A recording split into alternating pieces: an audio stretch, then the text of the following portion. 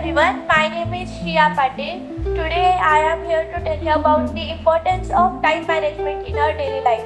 So, as we all know, there is a very famous phrase which is time is money.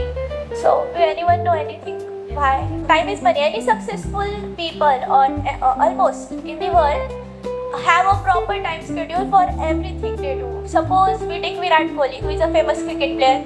He has a time schedule for everything, like at what time he will wake up, at what time he will have breakfast, or at what time he will do his practice. So like that, not only famous people. If you see any topper in school, he or she will also have a proper time schedule for when to do study, when to do break, and like that they will keep their schedule fixed so that it helps them to improve their work. Some of the benefits of time management are it minimizes your stress. Suppose you have a deadline, you are given a deadline to a task and you have to complete it. So if you give every day a proper time slot for that task, you can do it more efficiently without rushing that task. And if you don't have a proper time schedule, then at the last moment you will remember that you have to do the task, and then suddenly panic and anxiety will attack you and you will not be able to do that task properly. Then another one is that it improves our work quality. Like, say we have given a work, when we are doing it last minute, you will only write the important points or use shortcut to do it. But if you have a proper time schedule for everything, you will write it in more detail and improve it whenever it is possible. It also boosts our productivity, as when we do any task, we usually prefer to do more high-end value tasks so that it can boost our productivity.